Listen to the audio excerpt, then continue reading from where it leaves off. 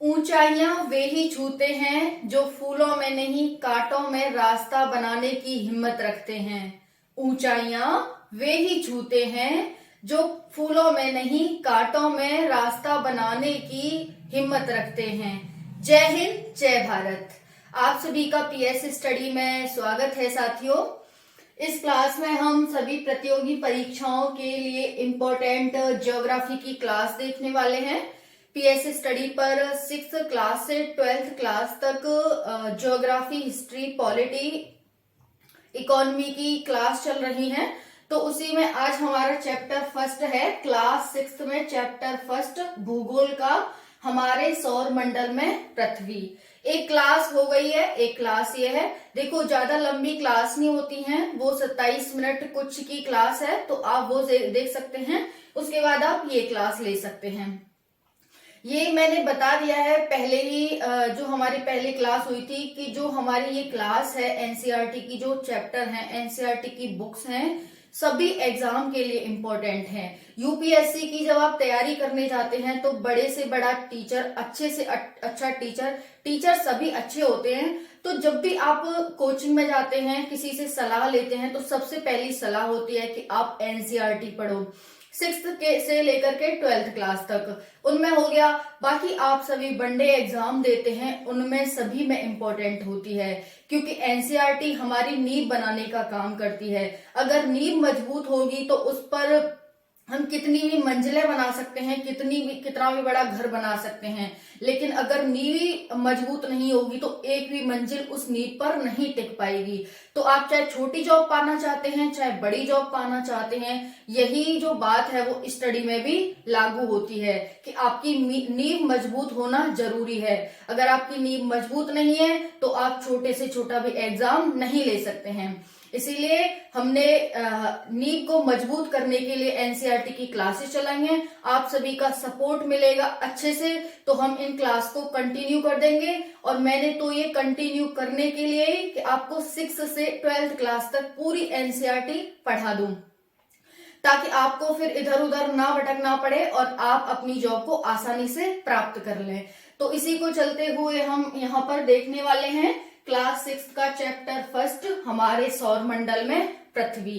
तो देखते हैं यहाँ पर हमने ग्रह, उपग्रह, खगोलीय पिंड क्या होते हैं, फिर उसमें सौर मंडल क्या होते हैं, सौर परिवार क्या होता है, ग्रह, उपग्रह, तारे, शुद्ध ग्रह, ये सब हम फर्स्ट क्लास में पढ़ चुके हैं। इसमें हम इंपॉर्टेंट तथ्य देखेंगे जो इंपॉर्टेंट होते हैं, कि किस ग्रह के कितने उपग्रह हैं, ये सब हम इसमें देखेंगे। और अगर इसकी आपको पीडीएफ मिल जाएगी Priyanka Sharma study Telegram channel पर। जब भी आप क्लास को लेने के बाद उस पीडीएफ को पढ़ोगे, उसके बाद आपका रिवीजन सिर्फ फर्स्ट चैप्टर जो हम पढ़ेंगे उसका 5 मिनट में आपका रिवीजन हो जाएगा। 5 मिनट भी नहीं लगेंगे, सिर्फ आपको देखना है। मैंने इस तरह से इन क्लासेस को तैयार किया है, तो काफी हेल्प होगी आपको अपनी जॉब लेने में और आपकी एग्जाम में। स्टार्ट करते हैं। ग्रह क्या होते हैं हमने बताया था। अब हम ग्रह से इंपॉर्टेंट तथ्य देखते हैं। दीर्घ वृत्ताकार पथ में परिक्रमा करते हैं, जिसे कक्षा कहते हैं। तो हमारा क्वेश्चन है, कक्षा क्या है? ग्रहों का परिक्रमण काल को ही हम कक्षा कहते हैं। यानी कि ग्रह जब दीर्घ वृत्ताकार पथ में परिक्रमा करते हैं तो उस दीर्घ वृत्ताकार पथ को ही कक्षा कहते हैं। नेक्स्ट है, सभी ग्रह पश्चिम से पूर्व की ओर परिक्रमा करते हैं। सभी ग्रह किधर से किधर की ओर? पश्चिम से पूर्व की ओर परिक्रमा करते हैं, यानी कि घड़ी की सुई के विपरीत। घड़ी की सुई कैसे होती है? ये घड़ी हो गई और घड़ी की सुई ऐसे चलती है पूर्व से पश्चिम की ओर। लेकिन हमारे ग्रह कैसे चलते हैं? हमारे ग्रह पश्चिम से पूर्व की ओर चलते हैं और घड़ी की सुई पूर्व से पश्चिम की ओर चलती है। तो आपको यहाँ ध्यान रखना है कि जो हमारे ग्रह हैं वो कैसे परिक्रमा करते हैं। हमारे ग्रह पश्चिम से पूर्व की ओर परिक्रमा करते हैं, यानी कि घड़ी की सुई के दिशा के विपरीत। नेक्स्ट है, अपने अक्ष पर घूर्णन तारों की परिक्रमण। यानी कि जो भी ग्रह अपने अक्ष पर घूमते हैं उसे क्या कहते हैं? उसे घूर्णन कहते हैं। और जो तारों का परिक्रमण करने वाले ग्रह होते हैं उसको परिक्रमण कहते हैं। आसान भाषा में समझो। ऐसे ग्रह जो अपने अक्ष पर घूमते हैं उन्हें तो हम यहाँ पर घूर्णन कहते हैं, और ऐसे ग्रह जो तारों का परिक्रमण करते हैं उस परिक्रमण को हम क्या कहते हैं? परिक्रमण कहते हैं। उस घूमने को हम क्या कहते हैं? परिक्रमण कहते हैं। आपको इस तरह याद रखना है। एग्जाम में ये यूपीएससी में तो कई बार पूछा जा चुका है कि ऐसे ग्रह जो दूसरों की परिक्रमा करते हैं उस टर्म को क्या कहते हैं, उस शब्द को क्या कहते हैं? क्या घूर्णन कहते हैं, क्या परिक्रमण कहते हैं? और दो चार आपको दे देंगे। तो इस तरह से पूछा गया था। तो जो भी तारों, क्योंकि ग्रह तारों की परिक्रमा करते हैं और ग्रहों की परिक्रमा उपग्रह करते हैं, तो इस तरह से जो भी ग्रह तारों की परिक्रमा करते हैं उसको हम परिक्रमण कहते हैं, उस पथ को हम परिक्रमण कहते हैं। नेक्स्ट है शुक्र और यूरेनस। देखो, यूरेनस और नेपच्यून अगर मैं कहती हूँ, ये इंग्लिश के वर्ड हैं। यूरेनस को हिंदी में अरुण कहा जाता है और नेपच्यून को हिंदी में वरुण कहा जाता है। अरुण वरुण कह लो या यूरेनस और नेपच्यून कह लो। तो जहां भी मैं नेपच्यून यूरेनस कहती हूँ वहां आपको अरुण याद रखना है, और जहां भी मैं नेपच्यून कहती हूँ वहां आपको वरुण याद रखना है। तो शुक्र और यूरेनस ऐसे ग्रह हैं जिनकी परिक्रमण व घूर्णन दिशा अलग अलग है। दो ऐसे ग्रह हैं, कौन कौन से? शुक्र जो पृथ्वी की बहन कहा जाता है, और यूरेनस ऐसे ग्रह हैं जिनकी परिक्रमण यानी कि जो दूसरों की परिक्रमा करते हैं उसको परिक्रमण, तथा अपने ही अक्ष पर घूमते हैं उसे घूर्णन दिशा अलग अलग होती है। बाकी सभी की एक ही दिशा होती है, यानी कि वो अपने अक्ष पर भी एक ही दिशा में घूमते हैं, और दूसरे जो तारों की परिक्रमा लगाते हैं तब भी वो एक ही दिशा में घूमते हैं। लेकिन शुक्र और यूरेनस ऐसे दो ग्रह हैं जिनका परिक्रमण और घूर्णन काल अलग अलग होता है, यानी कि वो जो घूर्णन करते हैं वो किसी अलग दिशा में करते हैं और परिक्रमण वो अलग दिशा में करते हैं। इतना क्लियर हो गया? तो यहाँ पर देख सकते हैं जबकि शेष सभी ग्रह समान दिशा में घूर्णन और परिक्रमण करते हैं। नेक्स्ट है सूर्य से दूरी के अनुसार ही ग्रहों का परिक्रमण काल होता है। सूर्य से दूरी के अनुसार हमने बताया था, यहाँ पर सूर्य होगा, ये हमारा क्या हो गया? सूर्य हो गया। यहाँ पर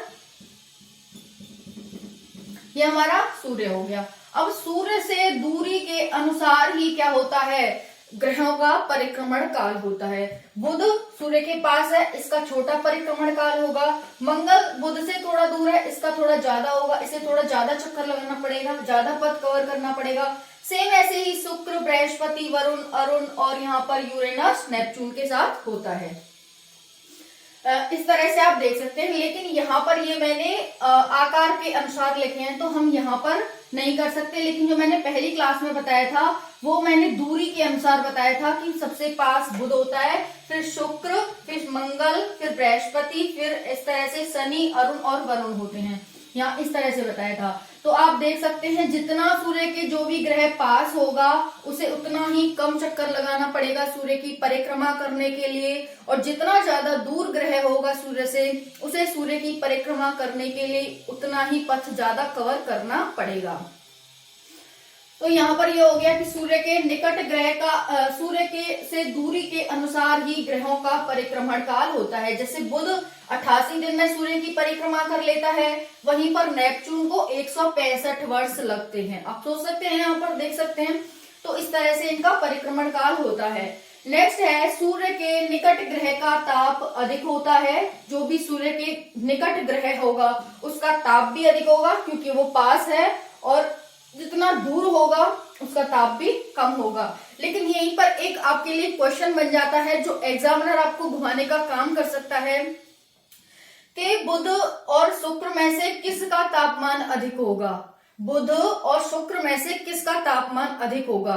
तो इसका आंसर है शुक्र का। अब आप कहेंगे कि बुध तो सूर्य के पास है तो इसका तापमान अधिक होना चाहिए बुध का, लेकिन नहीं, किसका होता है? शुक्र का होता है, क्योंकि शुक्र ऑब्जर्व करने की उसकी क्षमता ज्यादा है। तो यही कारण है कि बुध का तापमान कम होता है, सूर्य का तापमान ज्यादा होता है। नेक्स्ट अब हम देखते हैं, इतना हमने देख लिया कि सूर्य के निकट ग्रह का ताप अधिक होता है और सूर्य से दूर ग्रह का ताप कम होता है। ग्रहों का आकार बढ़ते क्रम में, ग्रह जो हमारे 8 ग्रह हैं उनका आकार देखते हैं बढ़ते क्रम में। एग्जाम पॉइंट ऑफ व्यू से मोस्ट इंपॉर्टेंट तथ्य है यहाँ पर। देखो यहाँ पर सूर्य हो जाएगा, सूर्य आकार के अनुसार देख रहे हैं हम, सबसे छोटा ग्रह कौन सा होता है, ये बढ़ते क्रम में है, यहाँ पर देख सकते हैं बढ़ते क्रम में।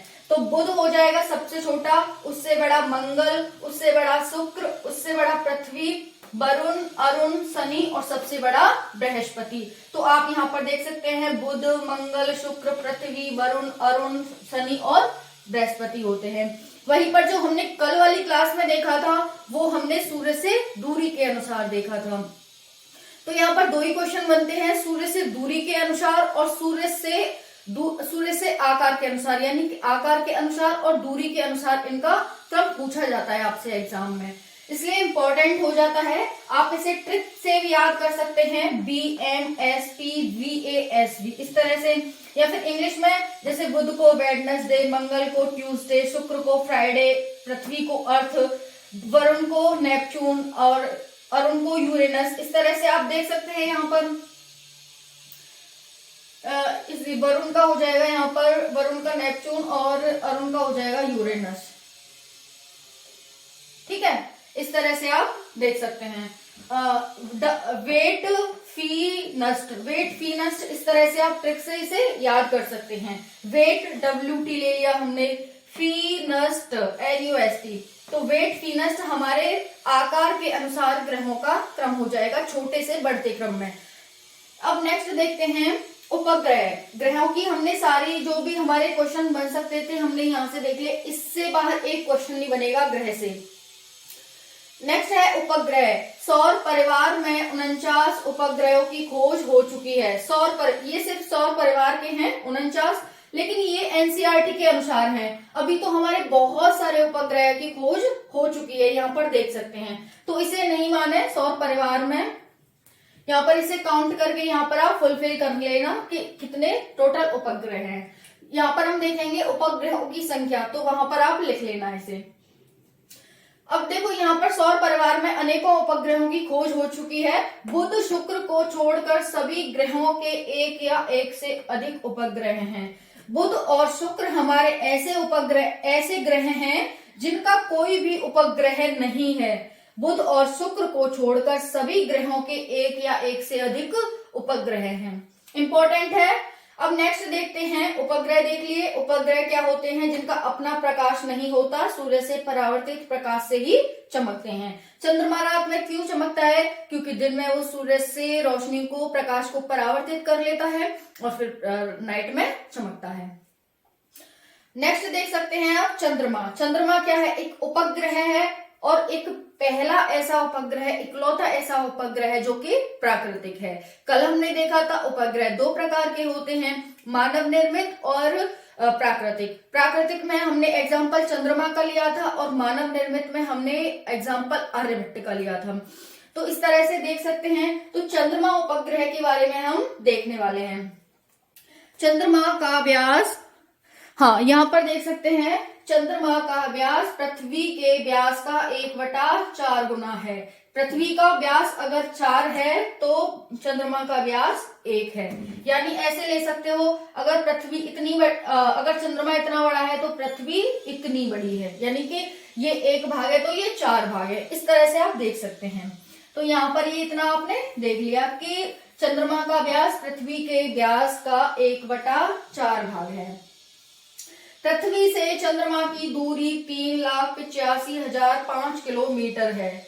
पृथ्वी से चंद्रमा की दूरी कितनी है? 3,85,005 किलोमीटर है। इसीलिए चंद्रमा का जब प्रकाश पृथ्वी पर रात को आता है वो हमें इतनी हीट नहीं दे पाता है, क्योंकि ज्यादा दूर भी नहीं है और उसका ज्यादा प्रकाश भी नहीं होता ज्यादा, क्योंकि सूर्य अपना प्रकाश है उसका और चंद्रमा सूर्य से प्रकाश को परावर्तित करता है, तो इसीलिए वो ज्यादा गर्म नहीं कर पाता है। चंद्रमा पृथ्वी को ठंडी रखता है। तो पृथ्वी से चंद्रमा की दूरी 3,85,005 किलोमीटर है। पास होने के कारण ही चंद्रमा हमें इतना बड़ा दिखाई देता है। आपने देखा है ना, चंद्रमा लगता है आपको यानी कितना बड़ा, इतना तो हमें सूर्य भी नहीं लगता। और जबकि सूर्य पृथ्वी से 1.5 करोड़ किलोमीटर दूर है, 1.5 करोड़। ओके, तो आप देख सकते हैं यहाँ पर। पृथ्वी से चंद्रमा की दूरी 3,85,005 किलोमीटर है और इतना पास होने के कारण ही एग्जामिनर आपसे पूछते हैं कि चंद्रमा हमें इतना बड़ा क्यों दिखाई देता है, सूर्य से भी बड़ा दिखाई देता है। तो आंसर हो जाएगा पृथ्वी के ज्यादा नजदीक है वो, यही कारण है कि वो हमें इतना बड़ा दिखाई देता है। चंद्रमा द्वारा परावर्तित प्रकाश हम तक यानी पृथ्वी तक 1.25 सेकंड में पहुंचता है। चंद्रमा से जो परावर्तित प्रकाश आता है पृथ्वी पर रात को, वो 1.25 सेकंड में पृथ्वी तक पहुंच जाता है। कारण क्या है? क्योंकि वो इतना पास है। वहीं पर सूर्य हमसे कितना दूर था? सूर्य का प्रकाश हम पृथ्वी पर 8 मिनट में आता है, और जबकि प्रकाश की चाल कितनी है? 3 लाख किलोमीटर पर सेकंड है। 1 सेकंड में 3 लाख किलोमीटर चलता है। तो आप यहाँ पर ये देख सकते हैं। एकमात्र प्राकृतिक उपग्रह है चंद्रमा, जो ब्रह्मांड ने जो अपने आप बनाया, जो मानव ने नहीं बनाया है। नेक्स्ट है, पृथ्वी का परिक्रमण 27 दिन 8 घंटे में पूरा करता है। यानी कि जो पृथ्वी की अब ये क्या है? चंद्रमा एक उपग्रह है।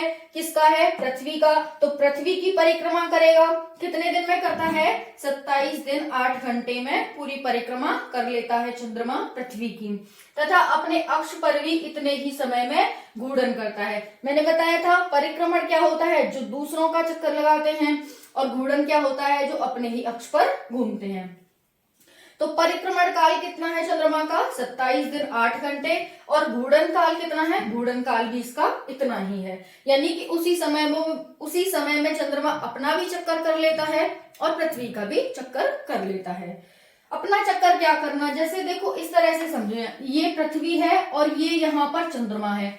चंद्रमा अपना चक्कर कैसे कर रहा है? चंद्रमा इस तरह से गोल गोल घूम रहा है, तो अपना भी चक्कर करते जा रहा है, और ये पृथ्वी का भी चक्कर करते जा रहा है। इस तरह से गोल गोल घूम रहा है। ये नहीं चल रहा कि ये पृथ्वी है और इस तरह से घूम रहा है, ऐसे नहीं घूम रहा। ये इस तरह से गोल घूमता है, अपना चक्कर कर लिया, पृथ्वी का भी करता है साथ में, इस तरह से गोल गोल घूम रहा है। तो आप इस तरह से यहाँ समझ सकते हैं। अब हम नेक्स्ट देखते हैं। पृथ्वी का परिक्रमण काल और घूर्णन काल हमने देख लिया, चंद्रमा का ये होता है। यही कारण है कि चंद्रमा का एक भाग दिखाई पड़ता है और दूसरा छिपा रहता है। यही कारण है कि ये अपना भी चक्कर करता है और पृथ्वी का भी चक्कर साथ साथ करता है, क्योंकि ये पृथ्वी है और ये चंद्रमा है। ये जब अपना पृथ्वी का तो चक्कर लगा ही लगा रहा है, अपना भी लगा रहा है। जब ये इस तरह से घूम रहा है, अपना भी चक्कर, तो एक भाग इसका इधर रहेगा, एक भाग इसका हमेशा ही इधर रहेगा। तो इधर वाला भाग तो हमें पृथ्वी से दिखाई देगा, इधर वाला हमें दिखाई नहीं देगा। तो यही कारण है कि हमें चंद्रमा का आधा भाग ही दिखाई देता है, आधा नहीं देता। क्यों नहीं देता? क्योंकि वो पृथ्वी की परिक्रमा करने के साथ साथ अपने भी घूर्णन करता रहता है। इंपॉर्टेंट है, मोस्ट इंपॉर्टेंट है, ये एक फैक्ट है जो आपको याद रखना है। अब यहाँ पर देखते हैं आकाश गंगा क्या होती है। आकाश गंगा सौर मंडल जैसे लाखों तारों मंडलों को मंदाकिनी कहा जाता है। हमने सौर मंडल देखा था, जिसमें हमने तारे देखे थे, ग्रह देखा था, उपग्रह देखा था, शुद्ध ग्रह देखे थे, और भी बहुत सारे लाखों करोड़ों तारे और एस्टेरॉयड, सब कुछ ब्रह्मांड में उपस्थित है। तो यहाँ पर देख सकते हैं आकाश गंगा क्या है। सौर मंडल जैसे लाखों तारा मंडलों को ही मंदाकिनी कहा जाता है, और मंदाकिनी का ही नाम आकाश गंगा है। लाखों तारा मंडलों को मंदाकिनी कहा गया और मंदाकिनी को आकाश गंगा कहा गया। सौर मंडल में हमने कितना सब कुछ देखा था कल, है ना। तो ऐसे सौर मंडल जैसे ही लाखों तारा मंडल होते हैं, लाखों तारा मंडलों को ही मंदाकिनी कहा जाता है, और मंदाकिनी का नाम ही आकाश गंगा है। संपूर्ण ब्रह्मांड में लाखों मंदाकिनी है, एक मंदाकिनी नहीं है। एक मंदाकिनी तो लाखों तारा मंडलों से बन रही है, और लाखों तारा मंडलों से ब्रह्मांड बन रहा है। क्लियर हो गया कि सौर मंडल जैसे तो लाखों तारा मंडल मिलकर के मंदाकिनी का निर्माण कर रहे हैं, और लाखों मंदाकिनी मिलकर के एक ब्रह्मांड का निर्माण कर रही हैं। इसीलिए ब्रह्मांड की विशालता की कल्पना करना बहुत ही कठिन है, बहुत ही मुश्किल है। हम ब्रह्मांड की कल्पना नहीं कर सकते। ना तो हम ये कह सकते हैं कि उसमें कितने तारे हैं, ना हम ये कह सकते हैं कि उसमें कितनी मंदाकिनी है, क्योंकि लाखों करोड़ों मंदाकिनी मिलकर के एक ब्रह्मांड का निर्माण कर रही है, जो कि हम काउंट नहीं कर सकते हैं। तो हमने यहाँ पर आकाश गंगा क्या है ये देखा कि मंदाकिनी को ही हम आकाश गंगा कहते हैं। अब यहाँ पर देख लेते हैं, दूरी के कारण ही प्रकाश वर्ष में दूरी को मापा जाता है। हम जब हम चलते हैं तो हम तो किलोमीटर में मापते हैं, क्योंकि हम इतना नहीं चल सकते। लेकिन जो सूर्य 1.5 करोड़ किलोमीटर दूर है पृथ्वी से, 3 लाख करोड़ किलोमीटर दूर है पृथ्वी से, उसको हम कैसे दूरी को मेजर करें? तो उसकी दूरी को मेजर कैसे करते हैं? प्रकाश वर्ष में करते हैं। प्रकाश वर्ष एक दूरी का मापक है। ऊपर आप देख सकते हैं, पहले यहाँ पर देख लें, दूरी के कारण ही प्रकाश वर्ष में दूरी को मापा जाता है, जो हम ब्रह्मांड की दूरी को मापते हैं। अब देखो यहाँ पर ऊपर देख लें आप एक बार, एक वर्ष में प्रकाश द्वारा तय की गई दूरी को ही प्रकाश वर्ष कहा जाता है।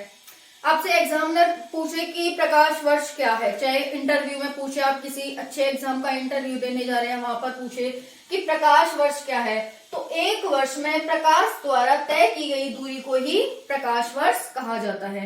एक वर्ष में प्रकाश द्वारा तय की गई दूरी को ही प्रकाश वर्ष कहा जाता है। इतना हो गया। अब वामावर्त क्या है, वामावर्त और दक्षिणावर्त क्या होते हैं, ये हिंदी के टर्म है जो आपको कंफ्यूज कर सकते हैं। इसीलिए क्योंकि आपने देखा होगा कि पृथ्वी है वो वामावर्त घूमती है, बाकी जो ये हमारे बुध और ये शुक्र और यूरेनस हैं ये इस तरह से घूमते हैं। इस तरह से आप देखते होंगे तो वामावर्त होता है पश्चिम से पूरब की दिशा, जो कि हमारे सभी ग्रह घूमते हैं पूरब से पश्चिम की दिशा में, और दक्षिणावर्त होता है पूरब से पश्चिम की दिशा। तो वामावर्त पश्चिम से पूरब की दिशा और दक्षिणावर्त पूरब से पश्चिम की दिशा। इतना हमने देख लिया। अब हम यहाँ देखते हैं उपग्रहों की संख्या कितनी है। उपग्रहों की कितनी संख्या है हमारे सौर मंडल में, तो देखते हैं यहाँ पर बुध का कोई भी उपग्रह नहीं है, शुक्र का भी कोई उपग्रह नहीं है, पृथ्वी का एक उपग्रह है जो कि चंद्रमा है, मंगल के 2 उपग्रह हैं, बृहस्पति के 79 उपग्रह हैं, शनि के 82 हैं, अरुण के 27 हैं और वरुण के 14 हैं। इस तरह से ये उपग्रहों की संख्या है। और यहाँ पर ये ऐड करके उपग्रहों की संख्या आपको फुलफिल करके मुझे कमेंट सेक्शन में बताना है। इस तरह से हमने यहाँ पर ये देखा, पूरा चैप्टर हमारा फिनिश हो गया है हमारे सौर मंडल में पृथ्वी। ये इंपॉर्टेंट तथ्य होते हैं जो हमें आगे जाके काफी हेल्प करते हैं किसी भी एग्जाम में या फिर सभी तरह से, हर तरह से। हमने तो अब हम एक बार इसका रिवीजन कर लेते हैं। हमारे सौर मंडल में पृथ्वी, कल हमने देखा था खगोलीय पिंड क्या है, खगोलीय पिंड में हमने सौर मंडल देखा था। सौर मंडल में तारे, ग्रह, उपग्रह और क्षुद्र ग्रह देखे थे। क्षुद्र ग्रह, यहाँ पर तारे हमारा सूर्य है, बहुत से तारे तो हैं, उसमें सूर्य भी हमारा एक तारा है। और ये भी बताया था ये क्यों है, कैसे है, किस तरह से है, मैंने आपको सारा बता दिया था ये। तो यहाँ पर देख लो एक बार इसे। उपग्रह हमने प्राकृतिक और मानव निर्मित देखे थे, चंद्रमा और आर्यभट्ट। फिर यहाँ पर क्षुद्र ग्रह मंगल और बृहस्पति के बीच में एक पेटी पाई जाती है जिसे हम क्षुद्र ग्रह कहते हैं। यहाँ पर इस तरह है। तो ये हो गया हमारा आज पूरा चैप्टर, ग्रहों के बारे में, उपग्रह के बारे में, चंद्रमा के बारे में सारे फैक्ट। ये वर्तमान में जो उपग्रहों की संख्या है ना, वो आपको यहाँ पर मैंने एक जगह दे दी है कि वर्तमान में इतनी ये उपग्रहों की संख्या है, जो आप इधर देख सकते हैं। तो आपको ये वीडियो कैसी लगी कमेंट सेक्शन में जरूर बताना। आई होप आप सभी को ये क्लास बहुत ज्यादा पसंद आई होगी और आप सभी का सपोर्ट अच्छे से मिलेगा रहेगा। तो ये क्लासेस ऐसे ही कंटिन्यू रहेंगी करंट के साथ, यानी कि जो करंट में चीजें चल रही हैं उससे हम इसे कनेक्ट करके आप सभी को पढ़ाते रहेंगे। जय हिंद, जय भारत।